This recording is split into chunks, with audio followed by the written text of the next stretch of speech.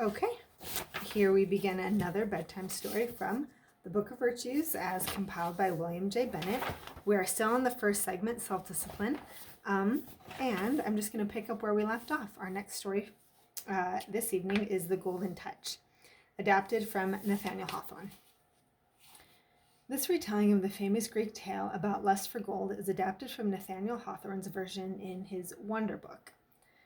The Midas of mythology is usually identified by scholars with a king of ancient Phrygia, now Turkey, who ruled in the 8th century BC. The early Greeks believed Phrygia to be a land of fabulous wealth. Here we go. That was the preface. Once upon a time, there lived a very rich king. Give me 1 second. This cover is always coming off. Okay. Here we are. Once upon a time, there lived a very rich king whose name was Midas. He had more gold than anyone in the whole world. But for all that, he thought it was not enough. He was never so happy as when he happened to get more gold to add to his treasure. He stored it away in great vaults underneath his palace, and many hours of each day were spent counting it over. Now King Midas had a little daughter named Marigold. He loved her devotedly and said, "She shall be the richest princess in all the world." But little Marigold cared nothing about it all. She loved her father, and her garden, and the flowers and the golden sunshine more than all of her father's riches. She was a lonely little girl most of the time, for her father was so busy planning new ways to get more gold and counting what he had that he seldom told her stories or went for walks with her as all fathers should do. One day King Midas was down in his treasure room. He had locked the heavy doors and had opened up his great chest of gold. He piled it on the table and handled it as if he loved the touch of it. He let it slip through his fingers and smiled at the clink of it as if it had been sweet music. Suddenly a shadow fell over the heap of gold. Looking up, he saw a stranger dressed in shining white, smiling down at him. King Midas started up in surprise. Surely he had not failed to lock the door. His treasure was not safe, but the stranger continued to smile. "You have much gold, King Midas," he said. "Yes," said the king, "but think how little this is to all the gold there is in the world." "What, are you not satisfied?" asked the stranger. "Satisfied," said the king. "Of course I'm not. I often lie awake through the long night planning new ways to get more gold. I wish that everything I touch would turn to gold." "Do you really wish that, King Midas?" "Of course I wish it. Nothing could make me so happy." "Then you shall have your wish. Tomorrow morning when the first rays of the sun fall through your window, you shall have the golden touch." When he had finished speaking, the stranger vanished. King Midas rubbed his eyes. "I must have dreamed it," he said, "but how happy I should be if only it were true." The next morning King Midas woke when the first faint light came into his room. He put out his hand and touched the covers of his bed. Nothing happened. "I knew it could not be true," he sighed. Just at that moment, the first rays of the sun came through the window. The covers on which King Midas's hand lay became pure gold. It's true, he cried joyfully. He sprang out of bed and ran about the room, touching everything. His dressing gown, his slippers, the furniture, all became gold. He looked out of the window through Marigold's garden. "I'll give her a nice surprise," he said. He went down into the garden, touching all of Marigold's flowers and changing them to gold. "She will be so pleased," he thought. He went back into his room to wait for his breakfast and took up his book, which he had been reading the night before. But the minute he touched it, it was solid gold. "I can't read it now," he said, "but of course it is far better to have it gold." Just then a servant came through the door with the king's breakfast. "How good it looks," he said. "I'll have that ripe red peach first of all." He took the peach in his hand, but before he could taste it, it became a lump of gold. King Midas put it back on the plate. "It's very beautiful, but I can't eat it," he said. He took a roll from the plate, but that too became gold. He took a glass of water in his hand, but that too became gold. "What shall I do?" he cried. "I am hungry and thirsty, and I can't eat or drink gold." At that moment the door was opened, and in came little Marigold. She was crying bitterly, and in her hand was one of her roses. "What's the matter, little daughter?" said the king. "Oh, father, see what has happened to my roses. They are stiff, ugly things." "Why, they are golden roses, child. Do you not think that they are more beautiful than they were?" "No," she sobbed, "they do not smell sweet. They won't grow any more. I like the roses that are alive." Never mind, said the king. Eat your breakfast now. But Marigold noticed that her father did not eat, and that he looked very sad. What is the matter, father dear? She said, and she ran over to him. She threw her arms about him, and he kissed her. But he suddenly cried out in anger and terror. When he touched her lovely little face became glittering gold. Her eyes could not see. Her lips could not kiss him back again. Her little arms could not hold him close. She was no longer a loving, laughing little girl. She was changed to a little golden statue. King Midas bowed his head, and great sobs shook him. Are you happy, King Midas? He heard a voice say. Looking up, he saw the stranger standing near him. Happy? How can you ask? I am the most miserable man living, said the king. You have the golden touch, said the stranger. Is that not enough? King Midas did not look up or answer. Which would you rather have, food and a cup of cold water, or these lumps of gold? Said the stranger. King Midas could not answer.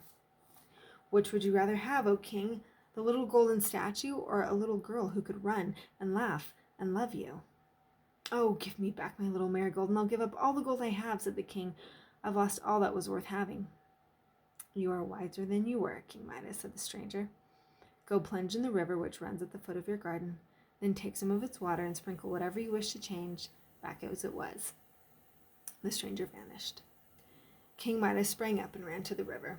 He plunged into it and then dipped up a pitcher of its water and hurried back to the palace. He sprinkled it over Marigold, and the color came back into her cheeks. She opened her blue eyes again. Why, father, she said, what happened? With a cry of joy, King Midas took her into his arms. Never after that did King Midas care for any gold, except the gold of the sunshine and the gold of little Marigold's hair. Very cute. And I think there's something in that. To love things that are living, and that gold only does so much. All right, The Fox and the Crow, Aesop. Vanity is largely a matter of self-control or lack thereof. Others may try to feed our ego, but it is up to us to constrain it. A coal-black crow once stole a piece of meat. She flew to a tree and held the meat in her beak. A fox who saw her wanted the meat for himself, so he looked up into the tree and said, How beautiful you are, my friend. Your feathers are fairer than the dove's. Is your voice as sweet as your form is beautiful? If so, you must be the queen of birds. The crow was so happy in his praise that she opened her mouth to show how she could sing. Down fell the piece of meat. The fox seized upon it and ran away. I like this. I like it a lot. My dad used to say, if someone flatters you, they have nothing good in mind, and I think that's probably true. All right, King Canute on the Seashore. I think we've got time for that. Adapted from James Baldwin. Canute II, who reigned during the 11th century, was the first Danish king of England.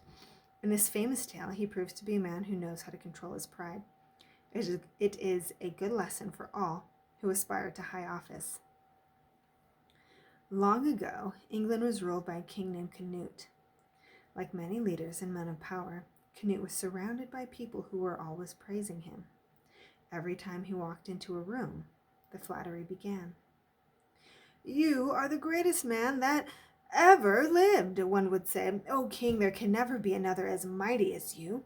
Another would insist, Your Highness, there is nothing you cannot do. Someone would smile, Great Canute, you are the monarch of all. Another would say, Nothing in this world dares to disobey you. The king was a man of sense, and he grew tired of hearing such foolish speeches. One day he was walking by the seashore, and his officers and courtiers were with him, praising him as usual.